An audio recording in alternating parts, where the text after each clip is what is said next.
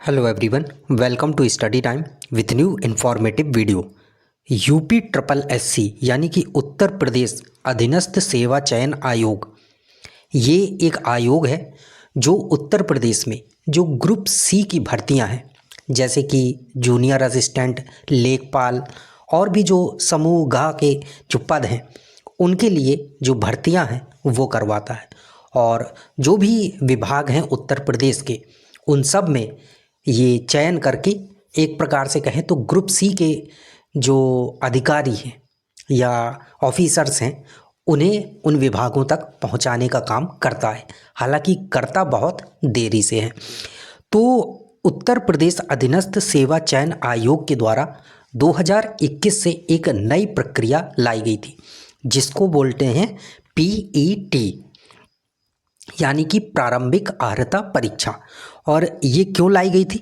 ये लाई इसलिए गई थी कि हर बार जो भी वैकेंसी आती थी यूपी ट्रिपल एससी से, तो उसके लिए लाखों छात्र जो उत्तर प्रदेश के हैं या कहें कि अदर राज्य के भी जो छात्र रहते थे, एक आध लाख अदर राज्य के भी मान लीजिए जो छात्र रहते थे, तो वो सब जो भी फॉर्म आता था भर देते थे।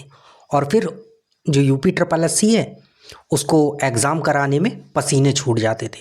तो उसने सोचा कि ऐसा उपाय किया जाए कि साल में एक एग्ज़ाम ले लिया जाए जो कि हो जाएगा प्रारंभिक परीक्षा।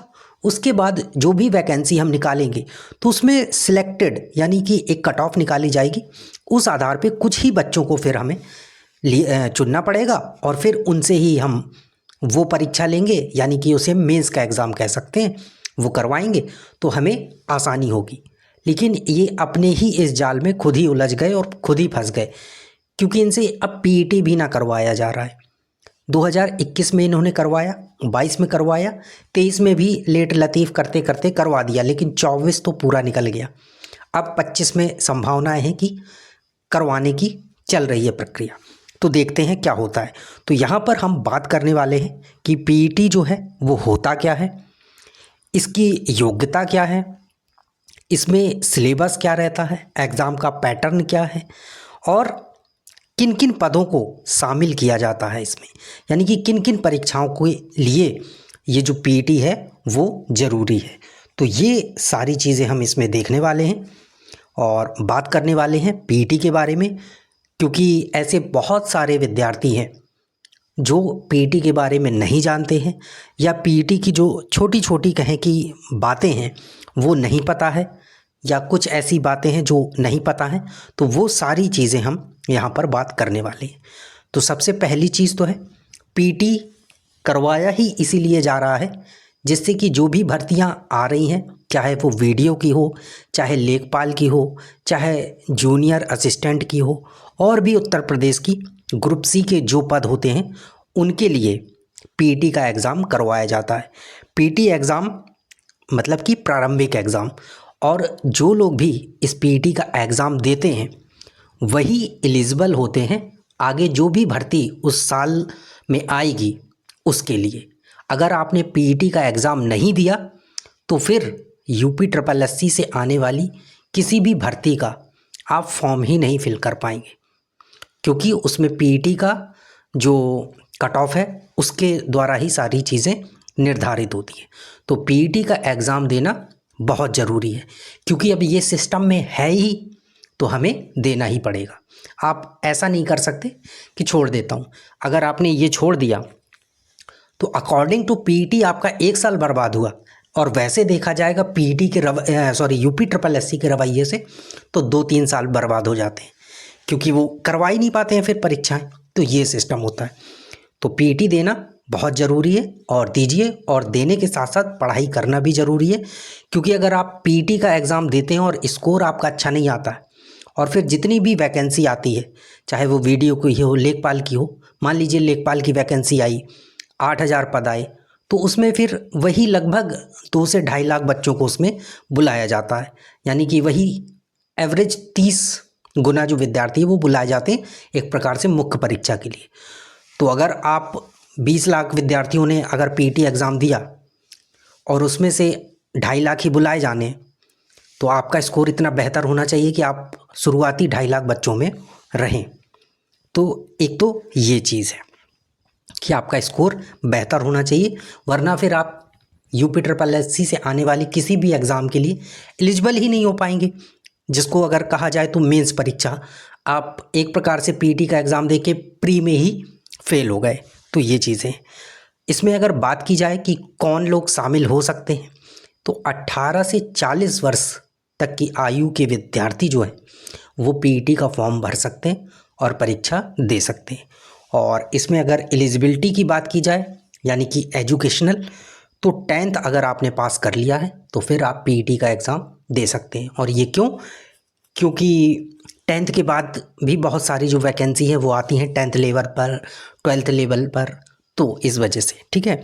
और अगर इसमें एग्ज़ाम की बात की जाए तो 2 घंटे का आपका एग्ज़ाम होता है, 100 क्वेश्चन पूछे जाते हैं और 100 नंबर के ही होते हैं।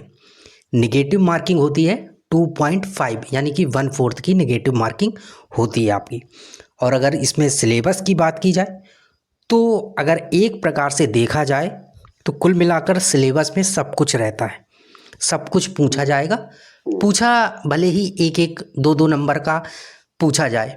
अगर सीक्वेंस से बात की जाए तो आपका जैसे इंग्लिश है तो इंग्लिश में भी 2-3 पोर्शन कर दिए हैं।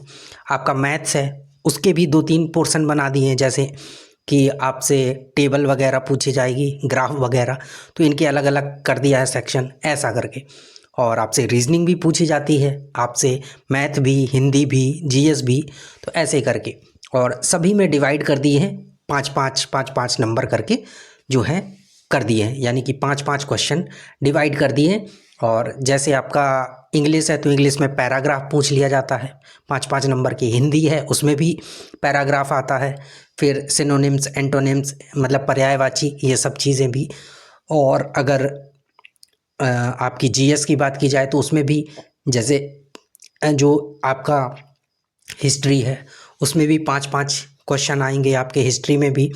और मॉडर्न हिस्ट्री को अलग से कर दिया है, उसके भी 5 क्वेश्चन, मेडुअल को अलग से, उसके भी 5 क्वेश्चन, और जियोग्राफी में भी इंडियन के 5 क्वेश्चन, ऐसे करके डिवाइड कर दिया। तो 5-5, तो अगर देखा जाए तो ओवरऑल आपसे पूछा सब कुछ ही जाना है, मेन चीज़ ये है। तो सब कुछ कुल मिला के पूछा जाता है थोड़ा थोड़ा सब जगह से। तो आपको पढ़ना बिल्कुल एकदम दमदार तरीके से पड़ेगा, क्योंकि आप पढ़ेंगे नहीं तो नंबर नहीं आएंगे, नंबर नहीं आएंगे तो आप कट ऑफ में आगे नहीं जा पाएंगे अगर कोई भी वैकेंसी आती है यूपी ट्रिपल एससी की तरफ से। तो पीईटी की ये सारी जो चीज़ें हैं वो हैं, यानी कि अगर 10 वैकेंसी भी आती है तो उसमें फिर 30, हालांकि इतनी कम नहीं आती है, ये तो एक उदाहरण है। मान लीजिए कि 100 वैकेंसी आती है, 200 आती है, 300 आती है, तो उस हिसाब से आपको अपना जो है वो बना के चलना है। कम से कम तो देखिए, आपने लेखपाल का देखा था कि 8000 वैकेंसी आई थी, और एक कोई 72 पदों के लिए भी शायद इंस्पेक्टर करके कोई भर्ती आई थी। तो कम भी पद आते हैं तो उसके लिए आपका कट ऑफ में इतना अच्छा जो नंबर है वो होने चाहिए कि आप कट ऑफ आसानी से पार कर लें, ठीक है।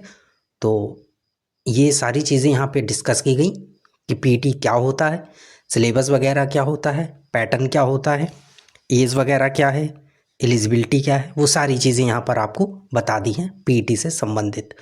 तो अब पीईटी 2025 आने वाला होगा, तो उसका बढ़िया से आप लोग फॉर्म भरिए और आगे जो भी चीज़ें होती हैं उनको देखिए और तैयारी में अच्छे से लगे रहिए। मिलते हैं न्यू इन्फॉर्मेटिव वीडियो के साथ। Thank you.